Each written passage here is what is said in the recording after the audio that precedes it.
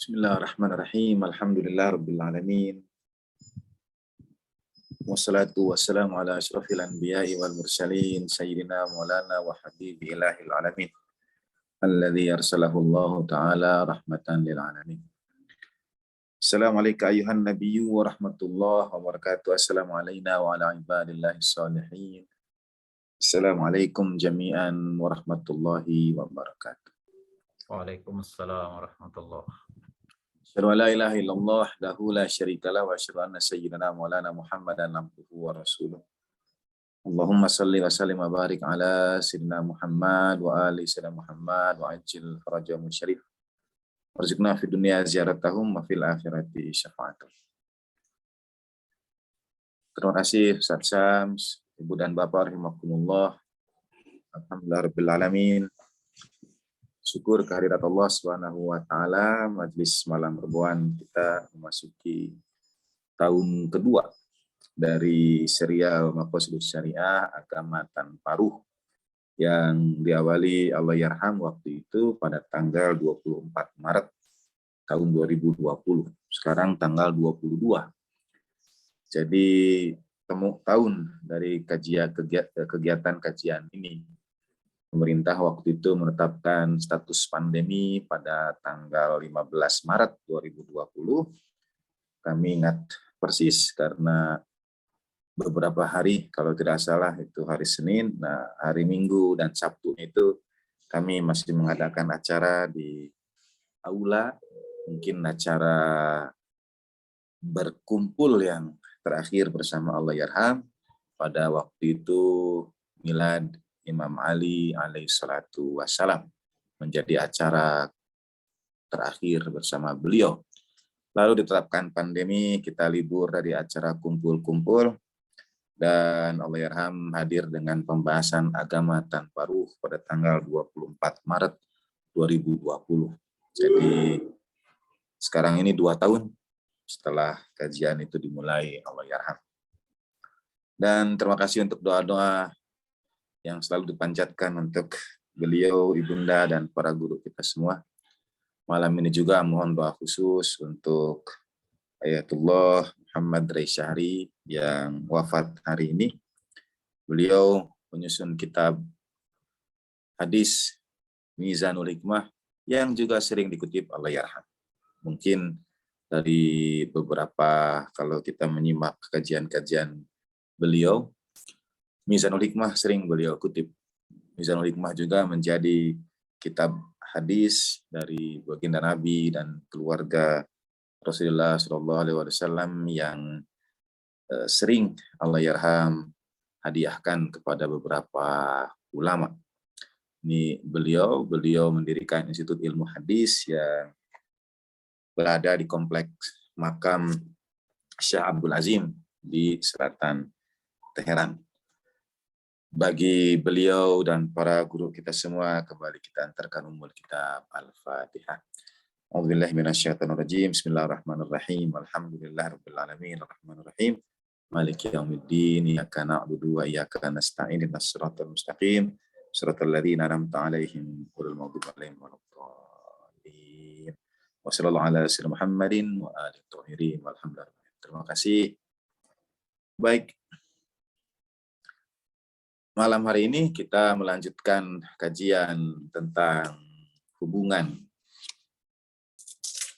sumber syara dalam mazhab Ahlus Sunnah. Ya, sekali lagi di sini hadir juga para guru kita, mohon izin dan mohon doa untuk mengulang sedikit. Maqasidus Syariah ini khas rumusan mazhab Ahlus Sunnah. Sekarang ketika tidak tayang YouTube, saudara, sebetulnya saya menjadi lebih leluasa. Tapi nanti akan di-upload juga ke YouTube, gitu kata Ustadz Ketua. Akhirnya harus memilah-milah juga.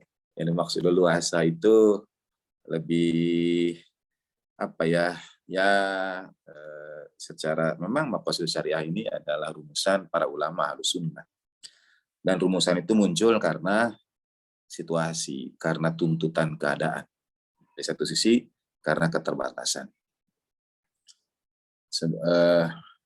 Setelah 2 tahun kajian Maqasidus Syariah melalui tayangan YouTube online, dan beberapa waktu terakhir, mudah-mudahan terus demikian. Mohon doa Ibu dan Bapak sekalian, situasi mudah-mudahan terus membaik. Sepertinya dahulu misalnya, satu di antara ujian pandemi ini adalah keterlepasan kita dari jam biologis yang mengatur hidup kita sebelum pandemi. Jam biologis itu misalnya ada majelis-majelis kajian yang kita ikuti seperti malam ribuan sekarang, kita berangkat ke satu tempat, satu majelis, itu membentuk jam biologis kita. Atau kita berangkat ke pengajian ahad di Masjid Al-Munawwarah, itu membentuk jam biologis kita. Sehingga begitu hari Minggu ada ajakan ruh kepada tubuh untuk berangkat ke tempat-tempat itu. Mirip seperti kalau kita terbiasa sholat Jumat, maka hari Jumat itu sudah jam biologisnya memberitahu kita bahwa kita akan menunaikan ibadah Jumat. Nah, era pandemi ini, era kajian online, sebetulnya tantangan utama juga pada jam biologis itu. Anak-anak kita, anak-anak sekolah juga diuji pada jam biologis itu, kebiasaan. Apalagi di era online digital seperti sekarang ini, kajian yang ditayangkan online di YouTube misalnya, itu bisa disaksikan kapanpun. Jadi tidak ada keterikatan jam biologis itu. Kalau kajian malam ribuan biasa mulai dari jam 19.45 sampai jam 21-an misalnya, tidak menonton pada jam tepat pada jam itu pun masih bisa disaksikan pada waktu-waktu yang akan datang karena rekamannya tersimpan di YouTube. Nah, itu yang membuat jam biologis itu hilang pada era pandemi seperti sekarang ini. Sekarang kebetulan belum dapat ditayangkan di YouTube dan kita tayang secara online melalui Zoom. Ya, mudah-mudahan ini tahapan untuk suatu saat kembali offline begitu. Jadi dari YouTube bukan ke Zoom, nanti lalu kajiannya offline lagi misalnya. Insya Allah. Baik. Nah, Maqasidus Syariah ini rumusan para ulama Ahlus Sunnah. Dan mereka, para ulama, itu mendasarkan Maqasidus Syariah ini dari sumber-sumber syara'. Ada masadirut tasyri', ada Maqasidus Syariah. Jadi ada masadir dan ada maqasid. Kalau maqasid tujuan syara', kalau masadir sumber syara'. Dalam mazhab Ahlussunnah, sumber syara', sumber syariat itu ada Al-Quran, As-Sunnah, Ijma', dan Qiyas. Kita sudah beberapa kali membahas tentang keempat hal ini. Nah, adapun maqasidus syariah, tujuan syara' yang disimpulkan dari sumber-sumber syara' itu sendiri. Jadi maqasid tentu merujuk kepada masadir. Dr. Muhammad Sa'ad bin Ahmad bin Mas'ud Al-Yabuni mencoba melengkapi pembahasan tentang maqasidus syariah ini dengan hubungannya terhadap masadirut tasyri'. Jadi hubungan untuk memperkuat bahwa maqasidus syariah ini bersumber dari masadirut tasyri'. Kalau orang tanya, dari mana itu? Kan tidak ada dalilnya maqasidus syariah ini. Apa pernah disebut kata maqasidus syariah oleh baginda Nabi Shallallahu Alaihi Wasallam atau ada dalam ayat Al-Quran yang menyampaikan demikian? Tidak ada. Itu semua diambil dari mafhum, dari konteks dan dari pemaknaan terhadap sumber-sumber syara' itu. Karena itu beliau memperkuatnya dengan bahasan-bahasan khusus alaqah hubungan maqasidus syariah dengan Al-Quran atau kedudukan maqasidus syariah di dalam Al-Quran dan alaqah maqasidus syariah dengan As-Sunnah, hubungan atau kedudukan maqasidus syariah dengan As-Sunnah. Kita sudah bincangkan itu semua pada pembahasan sebelumnya. Minggu yang lalu kita sampai kepada ijma', karena sekali lagi masadirut tasyri'nya itu Al-Quran, As-Sunnah, Ijma' dan Qiyas dalam mazhab Ahlus Sunnah. Masadirut tasri ini juga sering dibagi menjadi primer dan sekunder sebetulnya. Jadi yang primer tentu Al-Quran, yang sekunder dalam hal ini ada yang memasukkan as-sunnah pada yang primer, tapi sekali lagi ada perdebatan tentang kedudukan hadis-hadis itu. Jadi katakanlah yang primer Al-Quran dan as-sunnah, lalu yang sekunder itu ijma' dan kias. Mengapa ya sekunder? Karena sesuatu yang disepakati, yang diijma'kan dengan iskal yang kita bahas pada minggu yang lalu, tetap harus bersumber kepada Al-Quran dan As-Sunnah. Jadi merujuk kepada Al-Quran dan As-Sunnah dari ijma' itu. Nah, kedudukan ijma' dengan maqasidus syariah yang belum kita bahas. Kemarin minggu yang lalu kita membahas tentang kemuskilan atau kritik terhadap ijma'. Apa yang dimaksudkan dengan kesepakatan para mujtahid itu. Nah, kalau pada Al-Quran dan As-Sunnah, penulis Dr. Muhammad Sa'ad bin Ahmad bin Mas'ud al-Yabuni merujuk kepada ayat-ayat Al-Quran, pada hadis-hadis Nabi SAW, dalam hubungannya antara maqasidus syariah dengan ijma' tentu agak sulit mencari rujukan teks tentang ijma' para ulama terhadap maqasidus syariah. Jadi sebetulnya yang dimaksud ijma' itu adalah menjadi, kalau kita bahas misalnya pada buku PDF ini halaman 514 dan 515, itu lebih merupakan kesesuaian yang disebut dengan ijma' dengan maqasid.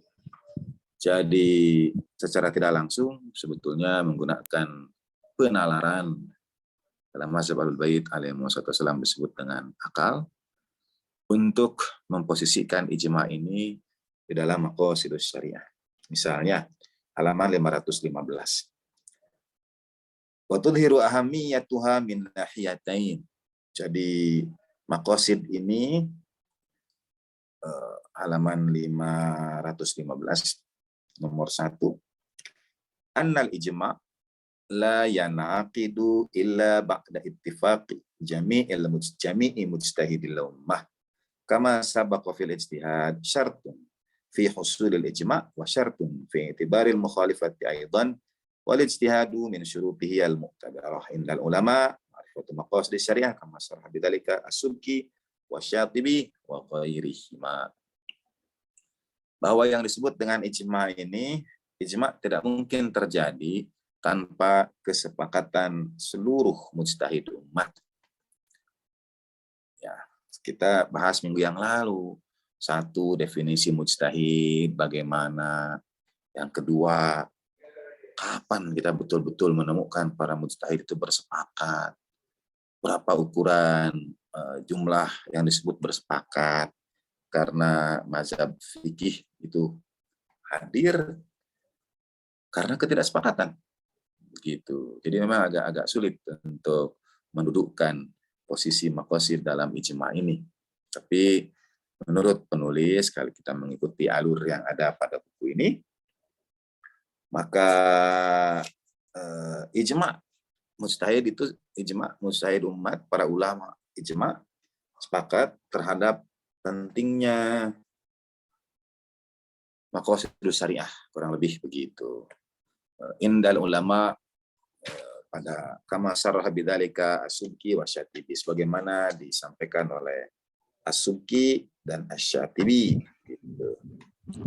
Beliau juga merujuk tanpa menyebut secara spesifik, tapi menyebutkan footnote-nya untuk ditelusuri lebih jauh.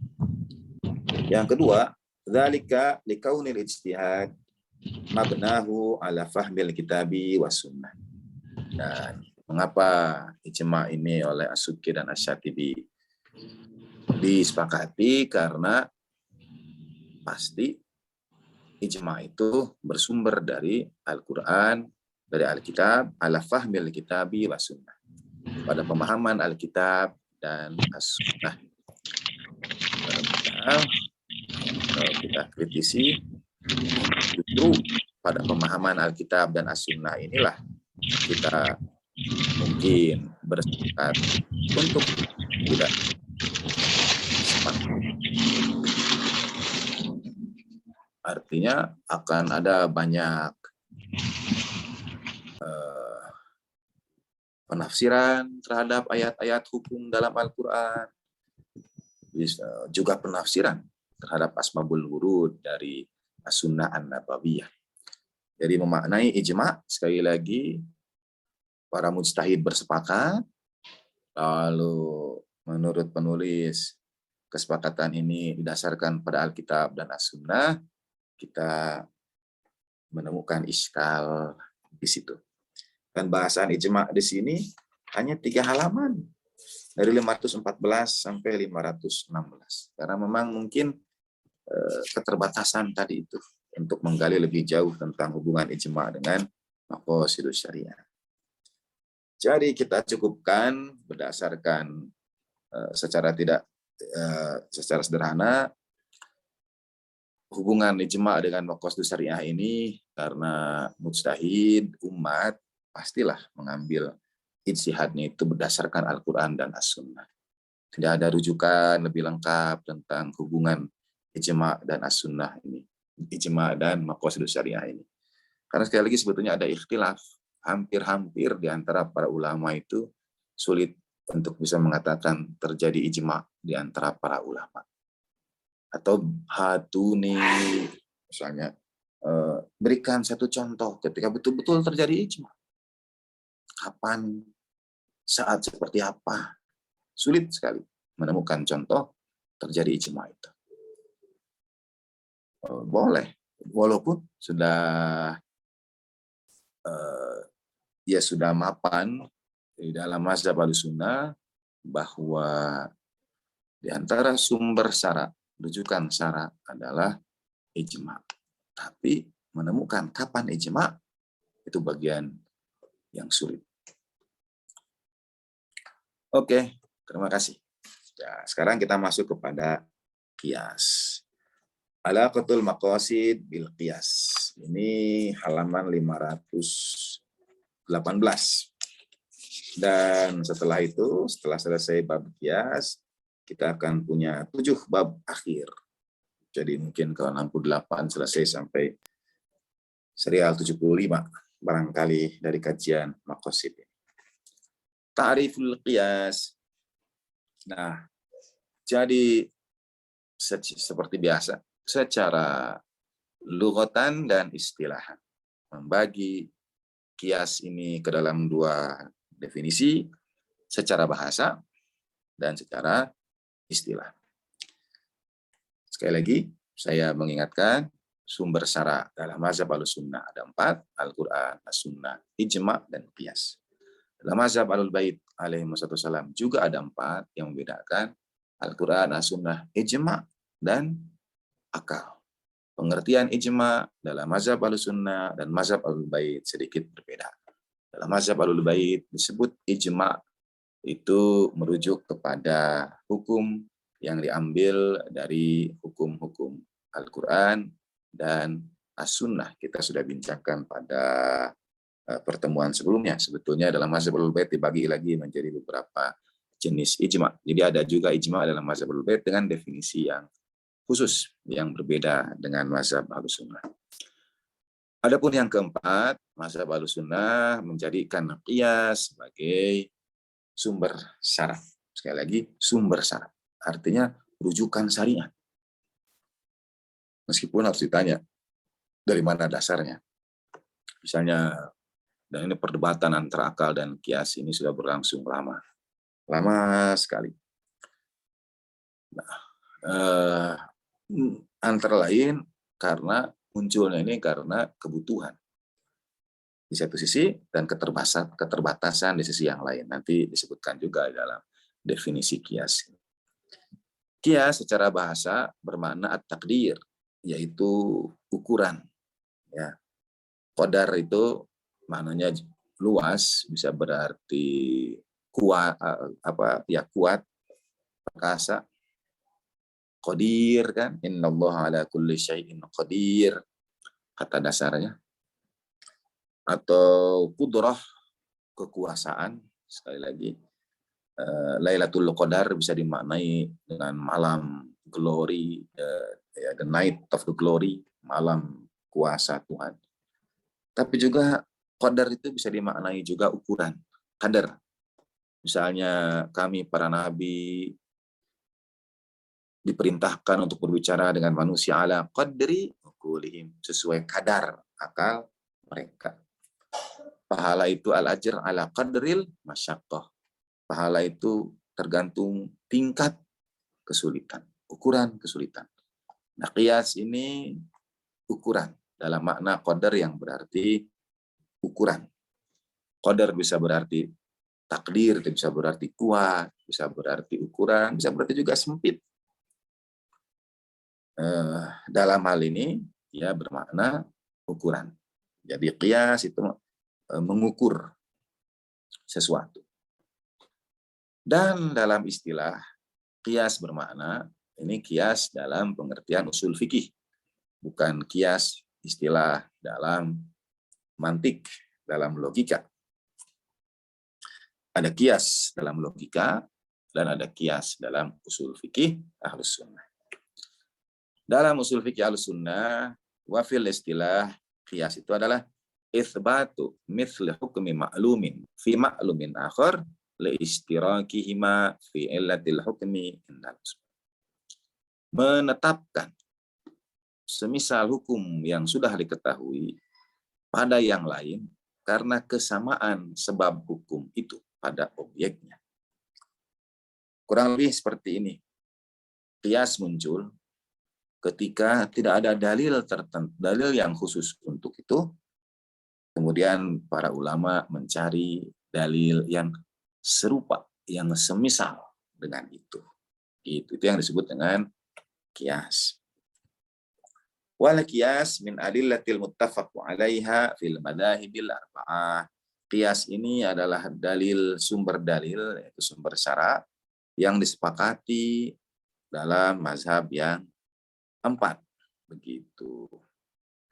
Yang tidak setuju dengan ini adalah khalafa fi hujjiyatihi al-zahiriyah, walaupun terdapat perbedaan dalam hujjah zahiriyahnya.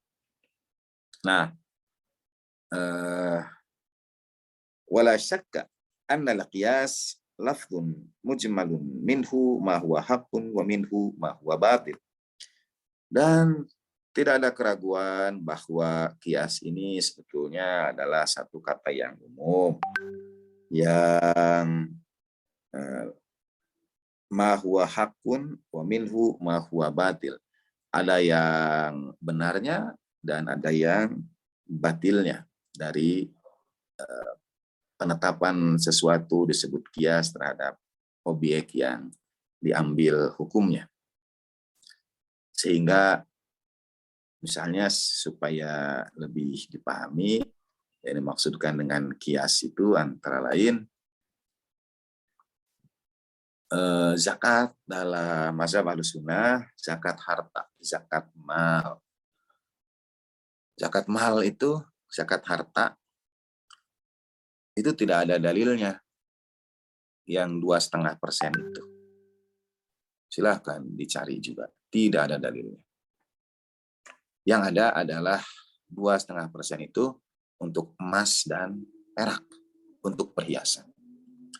Sedangkan harta itu banyak. Misalnya seperti sekarang kita punya pekerjaan yang diberi penghasilan bulanan. Bagaimana menghitung zakatnya? Umumnya mengambil dari qiyas dengan perbandingan yang dianggap semisal dengan itu. Nah, kritiknya adalah mengatakan sesuatu semisal dengan itu, dari mana dalilnya? Gitu. Zakat harta itu kemudian dikiaskan kepada emas dan perak yang 2,5%. Jadi zakat harta 2,5% juga. Tapi istilah zakat harta sekali lagi tidak ada di dalam zakat harta, ya, tidak ada di dalam Al-Quran dan As-Sunnah. Mengambil dari hartanya, iya, khudh min amwalihim, dari harta, tuzakihim, engkau mensucikannya. Pada baginda Nabi SAW, nanti kita bahas ayat itu. Nah, tapi ayat itu sering dimaknai juga sebagai dalil sedekah. Itu bagian yang menarik. Nanti kita hadirkan ayatnya, karena dalam mazhab Ahlul Bait alaihi wassalatu wassalam, semua zakat adalah zakat harta. Jadi semua zakat adalah zakat mal. Karena hewan ternak yang kita miliki adalah harta kita. Perkebunan yang kita miliki, pertanian, barang tambah, itu semua adalah harta kita. Maka ia disebut zakat harta. Yang mengecualikan dalam mazhab Ahlul Bait alaihi wasallam ada yang disebut dengan khumus. Begitu. Nah, itu yang tidak ada di mazhab Ahlus Sunnah. Sehingga untuk khumus, mazhab Ahlul Bait alaihi wasallam mendasarkannya kepada ayat Al-Quran. Yang dalam mazhab Ahlus Sunnah hanya dikhususkan kepada pampasan perang. Yaitu surat Al-Anfal, surat ke-8 ayat 41. A'udzubillahi minasyaitonirrajim. Wa'lamu annama ghanimtum min syai'in fa'inna lillahi khumusahu walirrasul walidil qurba wal yatama wal masakin wa ibnis sabil in kuntum amantum billah wa man zala ala abdina yaumal furqan yaumal taqal jam'an wallahu ala kulli syai'in qadir. Dan ketahuilah apapun yang kau peroleh.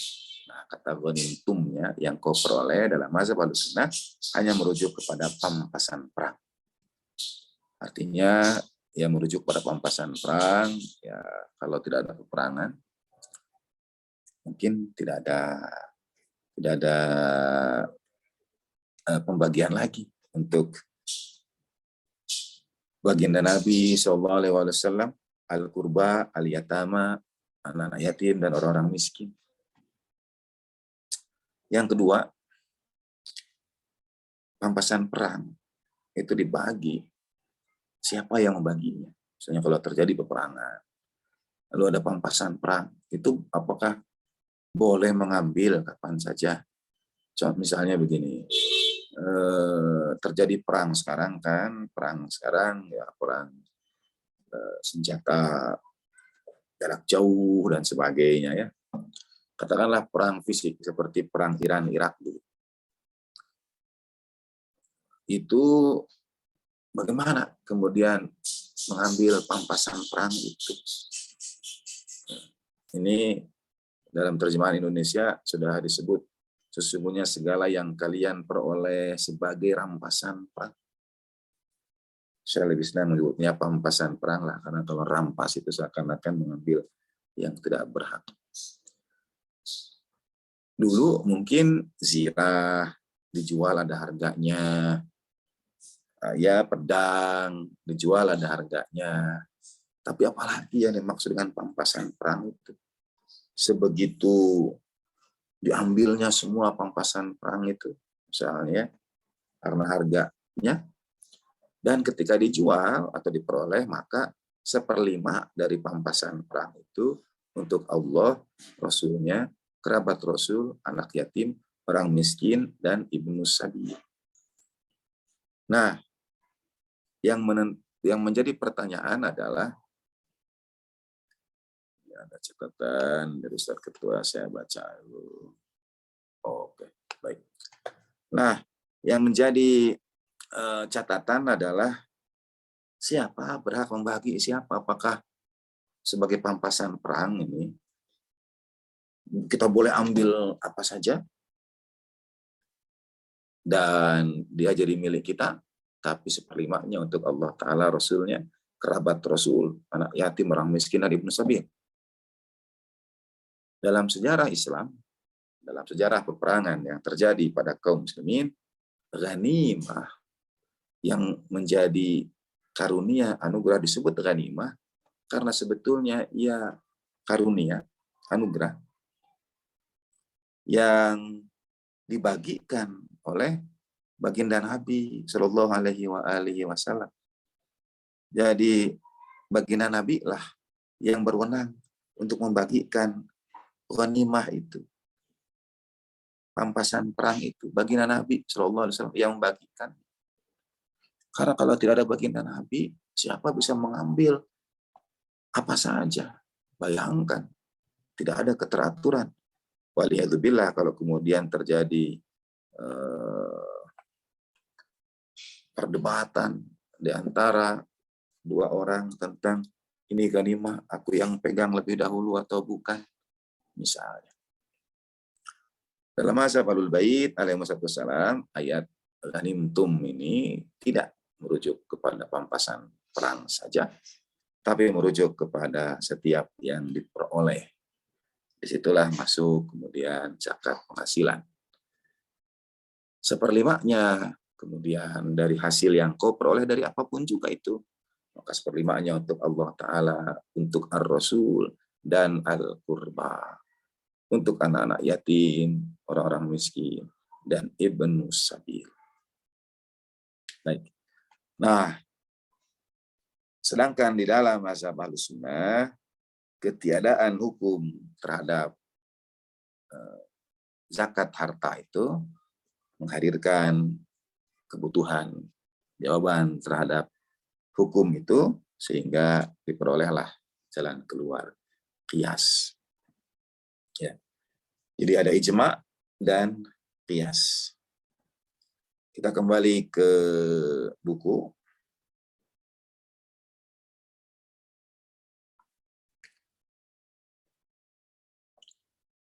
Dalam halaman 519, halaman setelah ini, wal qiyas, ya, ini terjadi karena taljilai darurah menjadi darurat inda faqdin nas, dengan tegas penulis mengatakan qiyas itu terjadi karena faqdin nas, ketiadaan nas dari Alkitab, dari As-Sunnah, dan dari ijma. Jadi kan dalam bahasa Inggris ada kalimat lah, necessity is the mother of all invention. Kebutuhan itu menjadi induk dari segala penemuan, temuan baru. Dalam sains biasanya temuan baru muncul karena ada kebutuhan terhadap sesuatu itu.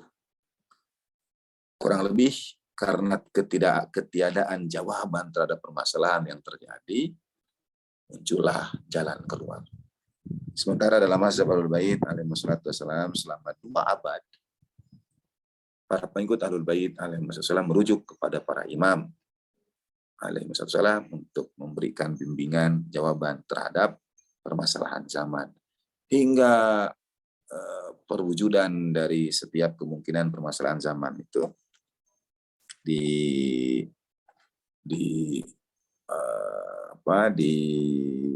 dihadirkan jawabannya melalui ijma dan qiyas. Jadi qiyas terjadi karena faqdin nas, ketiadaan nas dari Alkitab dan As-Sunnah atau ijma. Diakui sekali lagi tidak ada nas. Padahal dalam satu sisi penulis juga percaya bahwa Alkitab itu tibyanan likulli syai', tafsilan likulli syai'. Wah, Al-Quran itu penjelas segala sesuatu dan yang memerinci segala sesuatu. Tapi pada saat yang sama, ketika menjelaskan qiyas, menurut beliau, karena ketiadaan nas dari Alkitab. Nah, jadi seakan-akan ada 2 hal yang kurang berkesesuaian, untuk tidak mengatakan bertentangan. Kurang berkesesuaian, yaitu Al-Quran sebagai mubayyin likulli syai', penjelas segala sesuatu. Berarti ada dalam Al-Quran atau dalam As-Sunnah, gitu. Tapi di sini ditegaskan qiyas hadir sebagai jawaban darurat karena ketiadaan nas dari Alkitab, dari As-Sunnah, dan dari ijma. Bawahnya menurut Imam Syafi'i rahimahullah, Wa nahkumu bil ijma' tsummal qiyas. Kita menetapkan hukum itu dengan ijma' dan kemudian dengan qiyas. Dan qiyas itu wa huwa ad'afu min hadza. Ini yang paling lemah dari semuanya. Walakinnaha manzilatun darurah. Tapi ini ya darurat. Jadi menurut Imam Syafi'i, qiyas ini dalam mengambil hukum adalah tingkat terlemah. Tapi menariknya justru dalam prakteknya, qiyas justru menjadi yang paling banyak digunakan. Ya, termasuk dalam hukum perekonomian yang disebut dengan ekonomi Islam, ekonomi syariah, itu banyak menggunakan qiyas sebagai jawaban terhadap permasalahan yang dihadapi. Dikiaskan. Padahal menurut Imam Syafi'i ini ad'af, itu yang paling lemah. Jadi harusnya merujuk kepada Alkitab dulu tentu, as-sunnah, lalu ijma'. Qiyas ini yang paling lemah. Ya. Tapi sekali lagi dalam kenyataannya, qiyas yang paling banyak digunakan dalam berbagai hal. Termasuk dalam politik juga akan temukan qiyas-qiyas itu. Ini saya dapat kiriman dari seorang kawan, saya akan screenshot nanti ke Ustadz Ketua, lalu dibagikan kepada di share screen nanti. Ini ada seorang kawan yang bertanya tentang, ya sudah dikirim ke grup kawan-kawan kru ya. Kan terjadi mungkin perdebatan klasik tentang kedudukan akal dan qiyas. Dalam mazhab Ahlul Bait alaihi wassalatu wassalam, yang keempat itu akal. Dan mazhab Ahlul Bait menjadikan akal sebagai sumber syara dengan berbagai macam dalil. Dalil Al-Quran, la'allakum ta'qilun. Dalil hadis, la dina liman la aqlalah. Dalil Al-Quran, supaya kalian menggunakan akal kalian. Dalil hadis, supaya la dina liman la aqlalah. Tidak ada agama bagi yang tidak menggunakan akalnya. Dan ijma' juga sepakat tentang kedudukan akal ini. Kurang lebih seperti itu. Lalu ada yang mengatakan demikian, ini seandainya agama dasarnya dengan logika, lalu mengapa ketika wanita haid di bulan suci Ramadan wajib mengqadha puasa, sedangkan sholat tidak diqadha, padahal sholat lebih utama? Nomor 2 dan nomor 3. Nah, beliau sebetulnya yang menulis ini mencampur adukan antara akal dengan qiyas. Kalau logika itu kemudian kita sebut sebagai penggunaan akal. Yang dituliskan sebagai contoh-contoh ini 1, 2, 3 itu bukan pengertian akal atau logika. Tapi ini qiyas. Perbandingan. Dan kita tahu Allahyarham mengajarkan kita tentang diskusi Imam Ja'far Shadiq alaihissalam dengan Imam mazhab Hanafi, Abu Hanifah. Nah, diskusi yang justru menyudutkan posisi qiyas, ajaibnya sekarang dalam meme yang beredar ini digunakan untuk menyudutkan posisi akal. Itu sudah terbulak-balik. 2 dari diskusi ini itu dari diskusi Imam Ja'far Shadiq alaihissalam dengan Imam mazhab Hanafi, Abu Hanifah. Yang di situ Imam Ja'far alaihissalam menyudutkan Abu Hanifah karena penggunaan qiyas. Tapi sekarang terbalik. Diskusi itu digunakan untuk menyudutkan akal. Ketika wanita haid di bulan Ramadan wajib mengqadha puasa, sedangkan sholat tidak diqadha, padahal sholat lebih utama. Nah, ini contoh qiyas, bukan contoh akal. Contoh qiyas. Qiyas itu membandingkan yang satu, misalnya perempuan yang haid, lalu bandingkan dengan yang lain, yaitu sholat. Itu bukan penggunaan akal, tapi penggunaan qiyas. Kalau akal itu misalnya berkenaan dengan keesaan Allah Subhanahu wa taala, tidak mungkin ada pencipta yang lain, tidak mungkin ada Tuhan yang lain. Makhluk itu adalah makhluk berbeda dengan khalik dan sebagainya. Itu pengertian penggunaan akal. Tapi hukum-hukum ini sebetulnya kias. Sama seperti kias ini, misalnya, ini bisa ditambah nomor 4, nomor 5-nya. Misalnya, kenapa sholat subuh itu 2 rakaat? Bukankah pagi hari kita sedang segar-segarnya? Nah, itu juga sebetulnya kedudukan sebab akibatnya itu tidak tepat. Misalnya kalau orang berkata, mengapa sholat subuh itu 2 padahal sedang segar-segarnya? Mengapa Isya 4 padahal kita sedang lelah-lelahnya? Karena sebetulnya tergantung, saudara. Kalau itu bukan penggunaan akal, tapi penggunaan kias. Karena akal mensyaratkan, ya betul, pagi itu segar, bagi yang malam harinya beristirahat. Tapi kalau ia shift malam, subuh itu sedang lelah-lelahnya. Nah, jadi tidak bisa, itu disebut sebagai penggunaan akal. Dia bukan logika, melainkan analogi. Kias itu analogi. Nanti kenapa harus tahajud? Padahal kan malam itu waktu tidur, waktu istirahat, dan lain sebagainya. Gitu.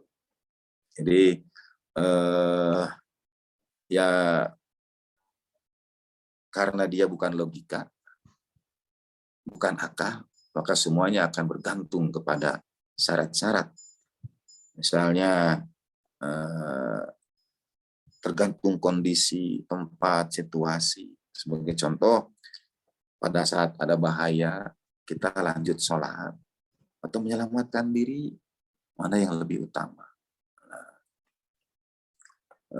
Atau misalnya seperti ini, mandi junub, nomor 2 katanya.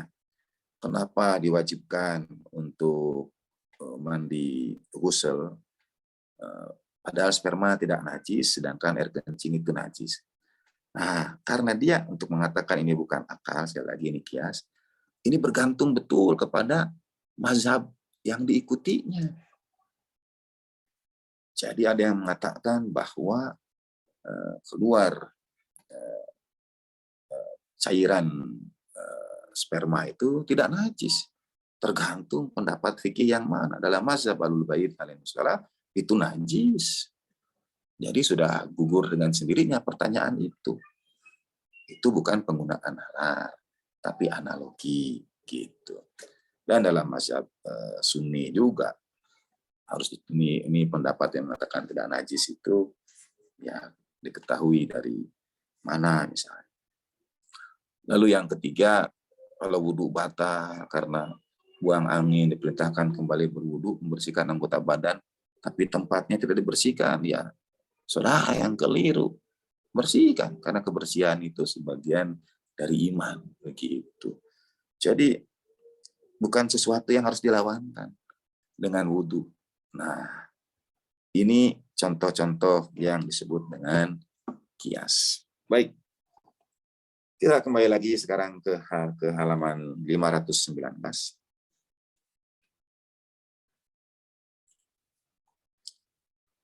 Hubungan antara qiyas dengan maqasid. Min khilali ta'rifil qiyasil mutaqaddam na'lam annahu la budda lil qiyas min illatin jami'ah bainal far'i wal asl. Hubungan antara, sekali lagi ini menurut penulis dan saya memberikan beberapa catatan baik pada pembahasan ijma maupun pembahasan qiyas ini, bahwa harus ada dalam qiyas ini illat yang jami'ah, sebab yang sama, sebab yang menghimpunkan, yang menggabungkan antara cabang dan usulnya.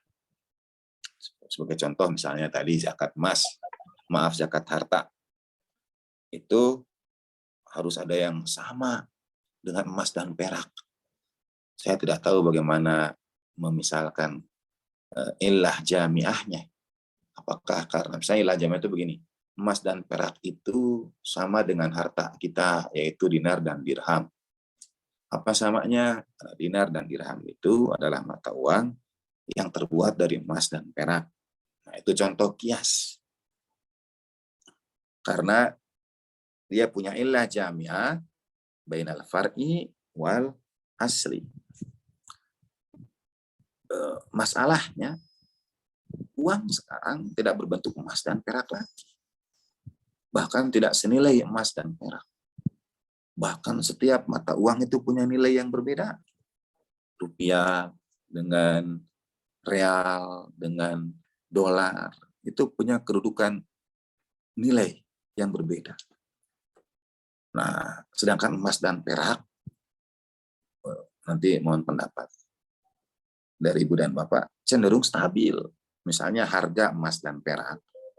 Ini sekali lagi pemahaman saya mungkin keliru, tolong diluruskan oleh Ibu dan Bapak. Emas dan perak itu cukup stabil harganya di dunia. Jadi dia punya ya kisaran harga di dunia, emas dan perak itu diperdagangkan di dunia. Kalau kita akan mengatakan zakat harta itu 2,5% dengan kias kepada emas dan perak, dan keharusan bahwa antara yang dikiaskan dengan yang dijadikan dasarnya itu harus punya illah jamiah. Yang satu disebut fara, cabang, yang satu disebut asal, akarnya. Zakat harta, cabangnya, asalnya emas dan perak. Karena emas dan perak 2,5%, maka zakat harta 2,5%. Lalu apa illah jamiahnya? Illah jamiahnya karena dinar dan dirham sebagai uang yang kemudian jadi harta, itu mata uangnya terbuat dari emas dan perak. Gitu. Jadi dia punya kesamaan illah, maka dikiaskan. Masalahnya, sekarang mata uang tidak lagi terbuat dari emas dan perak, dan tidak lagi punya kemiripan nilai. Kemiripan nilai itu misalnya ya emas, perak, harga dunia cenderung stabil atau berada di kisaran, sedangkan uang punya nilai yang berbeda-beda.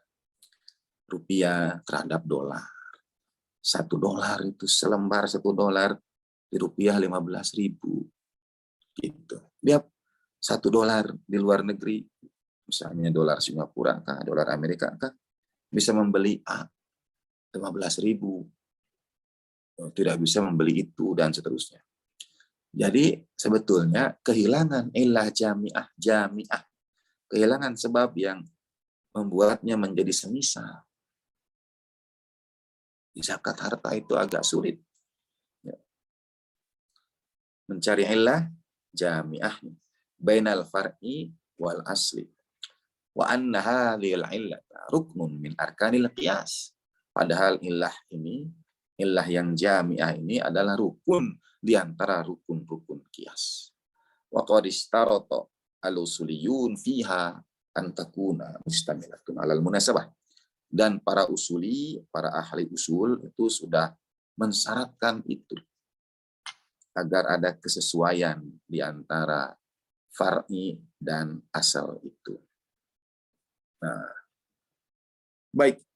Nah, ini sekali lagi pembahasan tentang ijma dan qiyas, walaupun mungkin saya ada pandangan tersendiri, tetapi penulis berusaha untuk mencari hubungan kesesuaian antara ijma, qiyas, dan maqasidus syariah.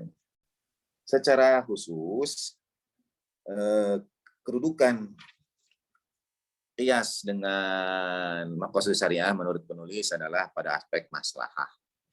Jadi maslahat itu diambil dari Al-Quran, diambil dari As-Sunnah, diambil dari ijma, dan qiyas hadir dengan alasan atau premis yang sama untuk maslahah.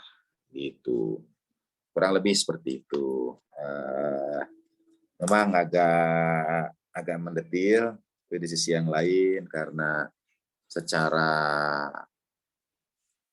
syaratnya tadi itu kita ada kritik, ada ya terhadap qiyas, memposisikan illah jami'ah, lalu mendudukkan satu hukum pada hukum yang lain, itu bagaimana rumusannya? Berkesesuaiankah dengan ayat Al-Quran atau tidak, As-Sunnah atau tidak? Dan mengatakan ketiadaan, sebagaimana disebut oleh Imam Syafi'i, sebelum pendapat Imam Syafi'i pada halaman sebelumnya tadi, penulis dengan jelas mengatakan inda faqadin nas minal kitab. Tidak ada nas dalam Alkitab dan as-sunnah. Tapi pada saat yang sama bukankah Al-Quran itu tibyanan likulli syai' dan tafsilan, penjelas dan pemerinci segala sesuatu. Nah, dalam hal ini mazhab Ahlul Bait alaihi wassalam sedikit terlambat. Kalau disebut ijtihad terlambat dalam tanda petik iya. Sedikit terlambat karena mazhab Ahlul Bait alaihi wassalam dibimbing oleh para imam dari keluarga Nabi alaihi wassalam. Sehingga sumber rujukannya lebih banyak secara kuantitas. Karena hadis-hadis, riwayat-riwayat tafsir terhadap Al-Quran yang menjelaskan segala bentuk hukum itu diperoleh para pengikut Ahlul Bait alaihi wassalam dari para imam keluarga Nabi selama 2 abad setelah baginda Nabi Shallallahu Alaihi Wasallam, sehingga kebutuhan terhadap jawaban hukum itu tidak memerlukan kias, melainkan ada pada Al-Quran dan pada An-Nas rujukannya. Jadi tidak memerlukan kias. Demikian saya kira kita bisa masuk pada bagian tanya jawab, diskusi, dan arahan masukan Ibu dan Bapak semua. Karena kita via Zoom sekarang, boleh langsung, boleh juga. Ya, terima kasih Yai. Kita segera memasuki sesi tanya jawab seperti yang sudah saya sampaikan tadi, bahwa Ibu dan Bapak, saudara-saudara sekalian, teman-teman semua bisa bertanya secara lisan. Kalau sudah ada raise hand, saya akan prioritaskan yang lisan dulu. Tapi kalau belum ada, kita akan bacakan pertanyaan tertulis yang ada di room chat. Pertanyaan pertama dari Ustadz Kamaluddin. Assalamualaikum. Dari yang pernah saya baca, atau mungkin saya telah kehilangan ingatan tentang itu, bahwa qiyas di kalangan Ahlus Sunnah adalah menetapkan hukum sesuatu yang tidak terdapat dalam nas Quran atau hadis kepada sesuatu yang ada nasnya, karena adanya i'lat yang i'lat itu sendiri adalah sifat yang dimiliki keduanya, dan sifat tersebut yang menjadi munculnya hukum.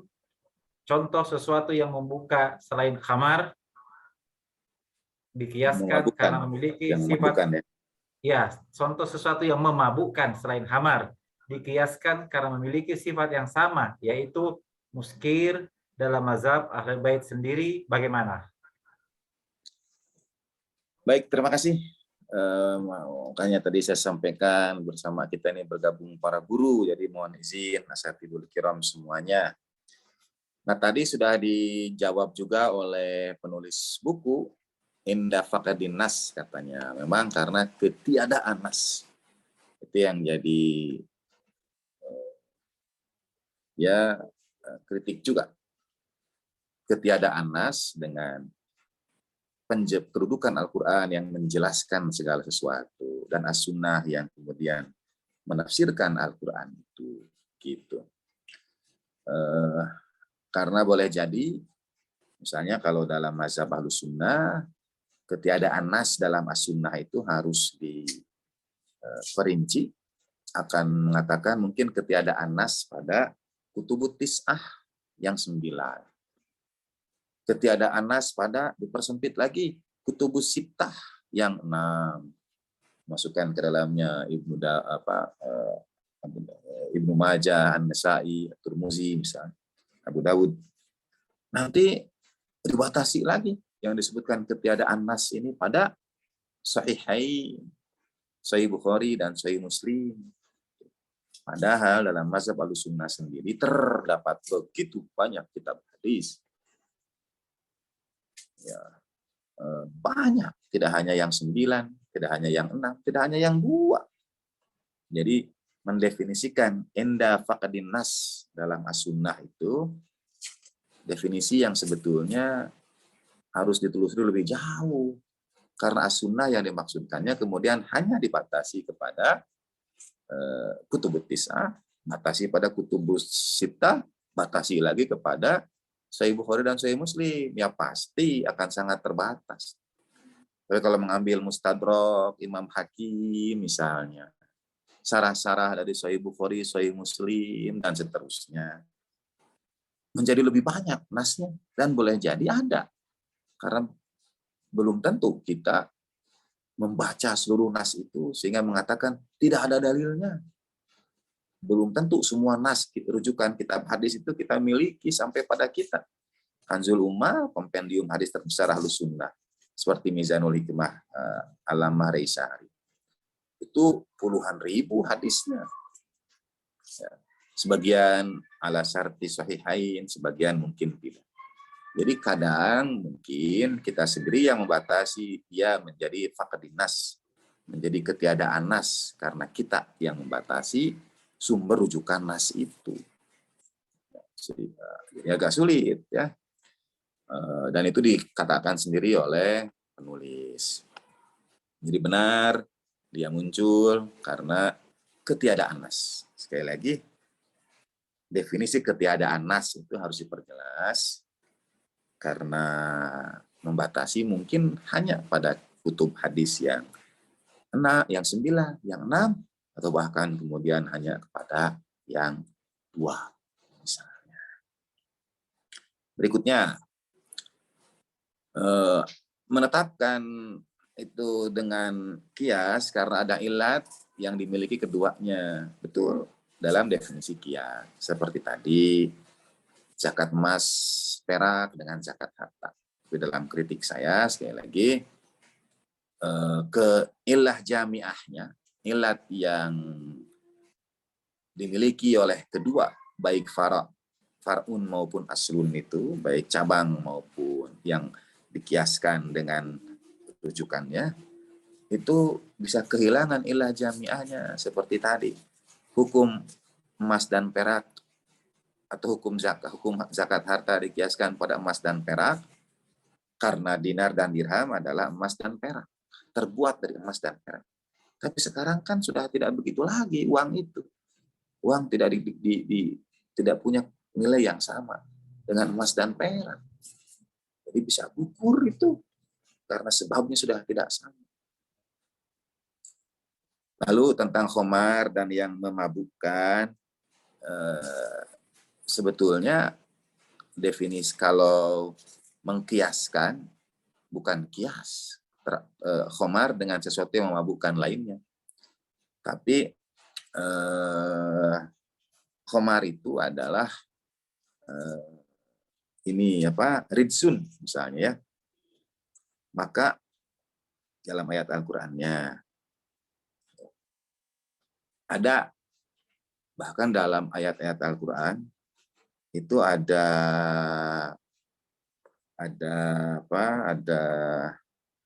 jangan dekati sholat wala taqrabu shalah antum sukara, dan kamu dalam keadaan mabuk.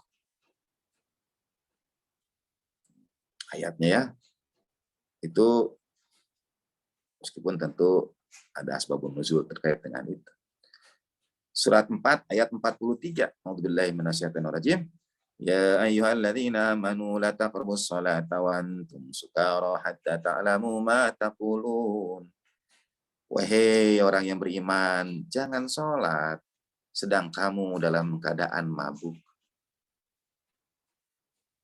Jadi dalam ayat ini seakan-akan yang dilarangnya itu sholatnya, bukan mabuknya.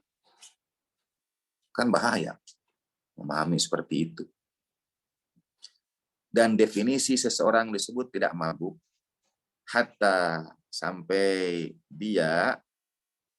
kalian ta'lamu ma taqulun, tahu apa yang kalian ucapkan.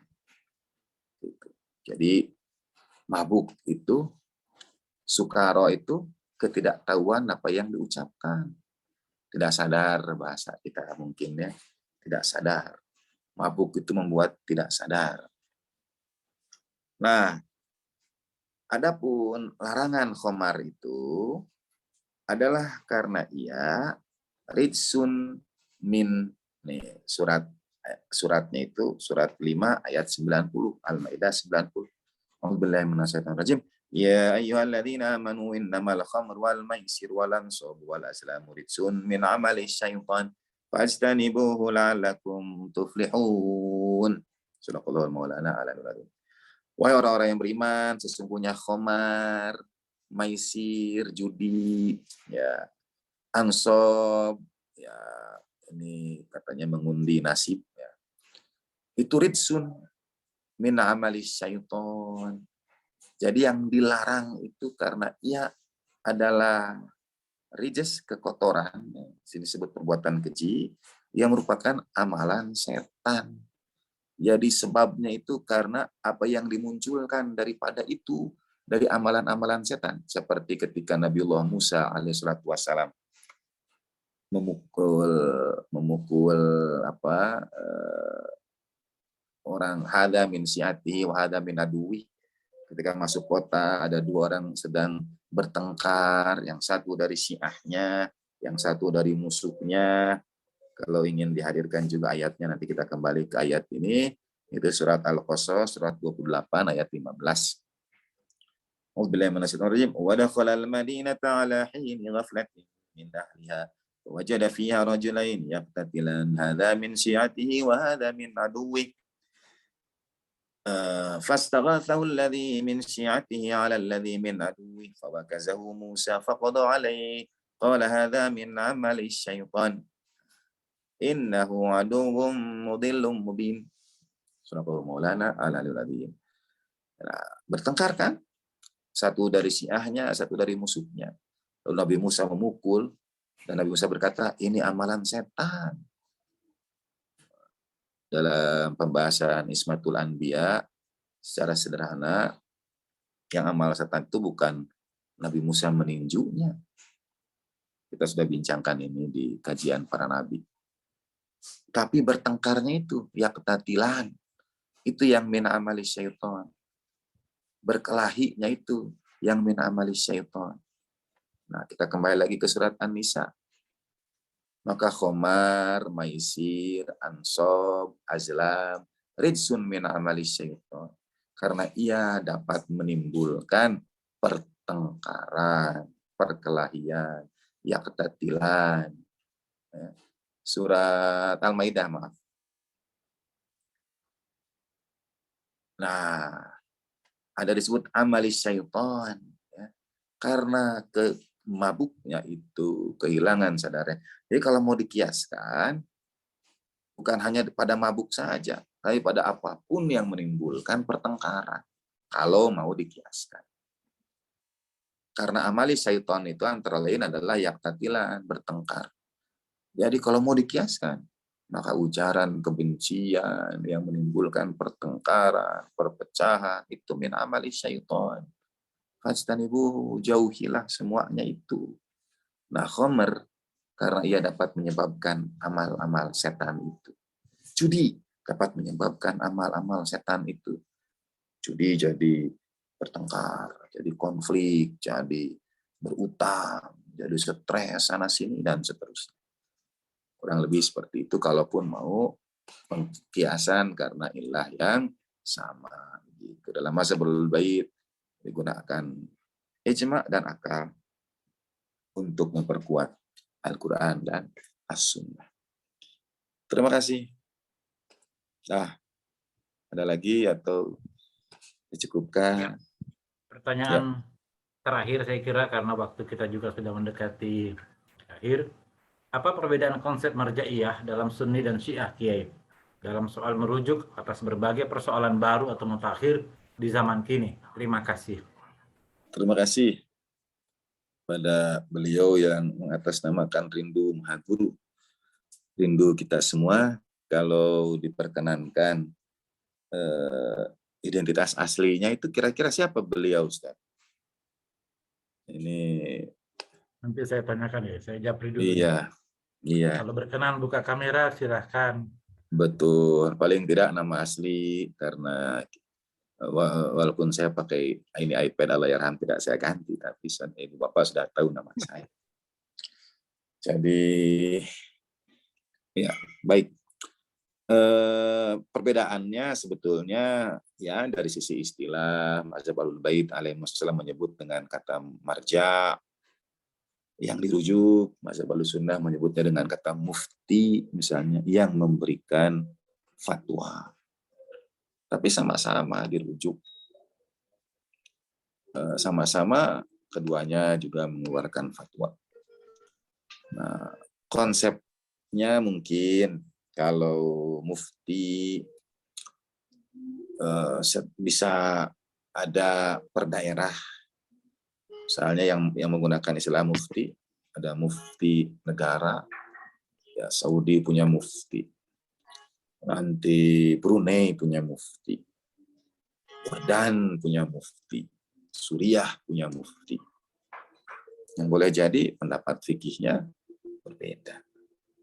Misalnya para ulama ada perbedaan penyikapan terhadap konflik Suriah antara Syahid Dr. Ramadan Buti dengan Yusuf Kordowi misalnya. Jadi ya, karena perbedaan. Antara marja juga ada perbedaan, memungkinkan. Walaupun marja bisa lintas batas negara. Bisa lintas batas negara.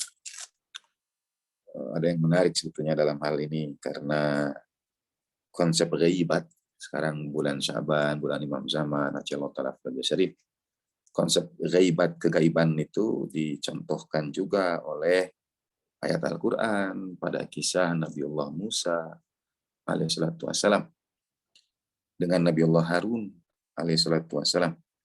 Ketika Nabi Musa itu berangkat dulu ke miqat Tuhan, perjanjian Tuhan. Ya, itu surat Al-A'raf surat 7 142. A'udzubillahi minasyaitonir rajim. ووعدنا موسى 30 ليلة وأتممناها ب10 فتم ميقات ربه 40 ليلة. Nabi Musa itu ayat keberapa ya? Ayat 142. Surat Al-A'raf itu surat ke-7, ayatnya 142, kalau tambahkan 1 tambah 4 tambah 2, 7 juga. 7 tambah 7, 14. Itu cocokologi, bukan kias. Nah, ini sebetulnya dalil ghaibat. Karena Nabi Musa itu gaib dulu. Dan gaibnya ini kan miqatu rabbih. Untuk memenuhi perjanjian, perjumpaan dengan Tuhan. Kami telah janjikan kepada Musa. Ini Nabi Musa itu hijrah dulu, ghaibat dulu dari Bani Israel. Kita ini seumpama umat yang ditinggalkan oleh Nabi untuk satu perjumpaan dengan Tuhan. Dan Nabi Musa alaihissalam kemudian berwasiat, ukhlufni fi qaumi, gantikan aku. Jadi posisi kita pada masa ghaibat itu adalah mengikuti Nabi Musa atau Nabi Harun. Mengikuti Nabi Harun dengan mengikuti Nabi Musa dengan mengikuti Nabi Harun alaihi wassalam. Jadi kepatuhan kepada Nabi Harun itu sama dengan kepatuhan kepada Nabi Musa alaihissalam. Ukhlufni, jadi khalifah. Ini makna ghaibat. Nah, kemudian ketika terjadi ikhtilaf dan umat mengambil ijal, mengambil sesembahan yang ijalnya bisa apapun itu, ijal sekarang itu, sesembahan sekarang itu bisa apapun.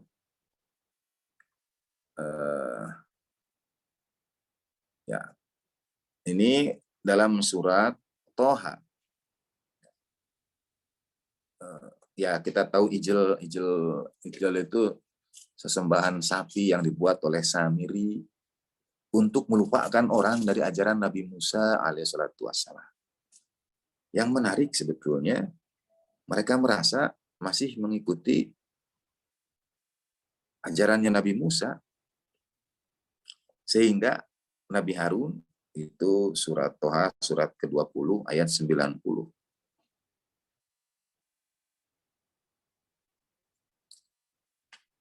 Menarik. Walaqad qala lahum Harun min qablu ya qaumi innama futintum bih Wa inna rabbakumur rahman fattabi'uni wa ati'u amri. Wahai kaumku, Nabi Harun berkata kepada mereka, wahai kaumku, kalian itu diuji dengan ijal. Ijalnya sekarang bisa apapun ya. Sistem yang ada sekarang, misinformasi, ketertindasan, kezaliman, ya bahkan mungkin penguasaan media, sosial media, apapun, itu bisa jadi ijal. Dan Nabi Harun mengatakan, fattabi'uni, ikuti aku, wa ati'u amri, dan taatlah pada perintahku. Nah, posisi Nabi Musa itu gaib. Dan yang harus diikuti adalah Nabi Harun. Ikuti aku dan taatlah kepada aku. Nah, tapi apa kata Bani Israel? Ayat selanjutnya. Ayat ke-91. Qalu lan nabraha alaihi akifina hatta yarji'a ilaina Musa. Kami tidak akan meninggalkan dan tetap menyembah patung anak sapi ini hatta yarji'a ilaina Musa. Sampai Nabi Musa kembali kepada kami. Jadi seakan-akan yang mereka lakukan itu sesuai dengan apa yang atau Nabi Musa tidak akan sesuai dengan tidak akan marah dan sebagainya, dan tidak percaya kepada Nabi Harun. Pokoknya sampai nanti Nabi Musa datang baru gitu. Hatta yarji'a ilaina Musa. Padahal harus diikuti Nabi Harun sesuai perintah Nabi Musa.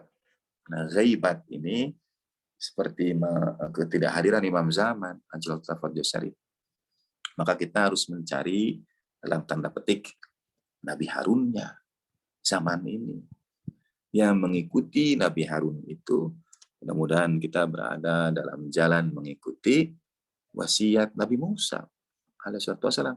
Dan Imam Zaman Ajal Tafadil Syarif berpesan untuk mengikuti yang arifun maqtadat zamani mukhalifunil hawa, mengikuti alim yang faqih, yang tahu agama, yang akhlaknya itu menundukkan hawa nafsunya, yang mengetahui tantangan zaman. Itu pesan Imam Zaman. Dalam mazhab Ahlul Bait alaihi wassalam, yang faqih, alim, paham agama, mukhalifun lil hawa, lalu arifun bimuqtadiyati zamani, dimaknai sebagai para ulama yang dirujuk, para maroji, para marja. Bukan sekedar yang memberi fatwa, tetapi sebagai kelanjutan seperti Nabi Musa alaihissalam yang berada pada miqatu rabbih, pada perjumpaan, perjanjian dengan Tuhan, dan gaib dari Bani Israel. Lalu Nabi Musa mewasiatkan untuk mengikuti Nabi Harun alaihissalam. Sadaqallahul maulana al-alim. Demikian, terima kasih.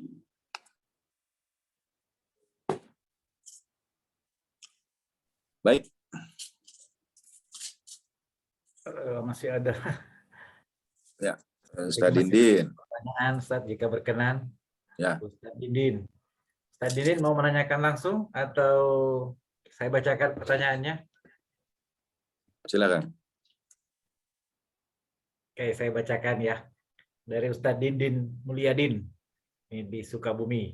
Mohon izin bertanya, mohon maaf bila sudah atau pernah dibahas. Apakah ijma dan qiyas tidak berlaku hanya pada saat hadirnya Imam Ma'sum alaihissalam, sedangkan pada saat kegaiban hal tersebut diperbolehkan? Hatur nuhun. Dalam mazhab Ahlul Bait, ya. Ya, lanjut ya. Ya, dalam mazhab Ahlul Bait alaihi wassalam. Gambar saya nge-freeze, Ustaz? Normal, Ustaz, normal. Oh, normal. Berarti di sayanya aja. Dalam mazhab Ahlul Bait alaihi wassalam, ya sumber hukumnya 4, Al-Qur'an, As-Sunnah, ijma yang sesuai dengan Al-Qur'an dan As-Sunnah, dan akal. Nah, dalam hal kegaiban tadi, merujuklah kepada mereka yang secara kriteria disampaikan oleh Imam Zaman Ajallahu Tafadhol Syarif. Jadi kepatuhan kepada Nabi Harunnya umat ini alaihissalatu wassalam itu bersumber kepada as-sunnah, bersumber kepada kepatuhan kepada para imam, kepatuhan kepada imam zaman, ajallahu tafadhal syarif, dan bukan kias. Mazhabul bait tidak dikenal kias.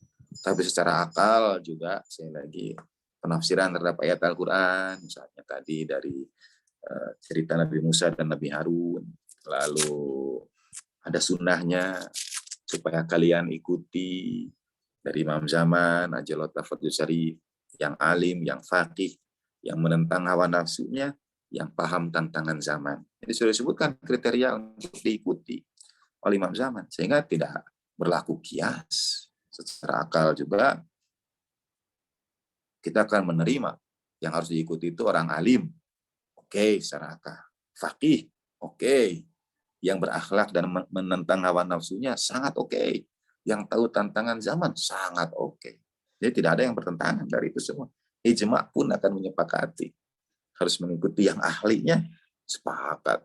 Tidak ada yang misalnya untuk ilmu agama, untuk yang alim tidak hanya merujuk mungkin pemisahan antara alim dan faqih.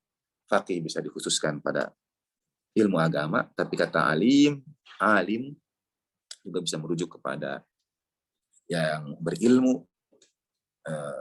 Kalau dibedakan antara ilmu agama dan ilmu lain-lain, ya alim juga bisa merujuk kepada keduanya. Demikian saya kira, Ustaz. Terima kasih. Saya kira kita cukupkan ya, karena waktu yang sudah sampai pada batas akhirnya. Terima kasih kepada guru kita, Kiai Miftah, yang telah berkenan memberkati malam rebuan kita dengan ngaji kitab Maqasidus Syariah.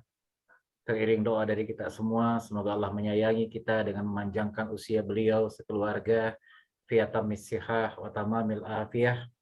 Kita izinkan juga doa, kita kirimkan juga doa kita senantiasa sebaik-baik doa untuk Maha Guru kita yang pertama kali membuka kajian Maqasidus Syariah ini untuk kita semua. Semoga beliau beserta ibunda tercinta senantiasa dalam naungan cahaya al-ma'sumin di alam keabadian. Bibarakati ummul kitab tasbikuha al-fatihah tasbikuha salawat. Allahumma salli ala sayyidina Muhammad wa ala Allahumma salli ala sayyidina Muhammad wa ala sayyidina Muhammad. Allahumma salli ala sayyidina Muhammad wa ala sayyidina Muhammad. warzuqna fid dunya ziyaratahum wa fil akhirati syafa'atahum. A'udzu billahi minasy syaithanir rajim. Bismillahirrahmanirrahim. Alhamdulillahi rabbil alamin. Arrahmanir rahim. Maliki yaumiddin. Iyyaka na'budu wa iyyaka nasta'in. Ihdinas siratal mustaqim. Siratal ladzina an'amta 'alaihim ghairil maghdubi 'alaihim. Terima kasih Ibu Bapak atas partisipasinya, juga atas pertanyaan dan tanggapan yang disampaikan pada kajian kita malam hari ini. Jika ada di antara kita yang belum sempat mengikutinya dari awal atau ingin mendengarkan kembali dan menyimak kembali penjelasan guru kita, silahkan menyaksikannya di kanal YouTube JRTV. Insya Allah dalam beberapa saat ke depan, kajian malam hari ini akan kita share, kita posting, kita upload ke kanal YouTube JRTV. Sekali lagi terima kasih. Semoga Allah menganugerahkan pada Ibu dan Bapak, saudara-saudara semua, dan kita semua, guru-guru kita terutama, kesehatan dalam sebaik-baik perlindungan Allah Subhanahu wa Ta'ala. Jumpa kembali pada kajian-kajian kita berikutnya. Semoga Allah panjangkan usia kita senantiasa dalam keberkahan dan kebahagiaan. Wa ma taufiqi illa billah, alaihi tawakkaltu wa ilaihi unib. Assalamualaikum warahmatullahi wabarakatuh.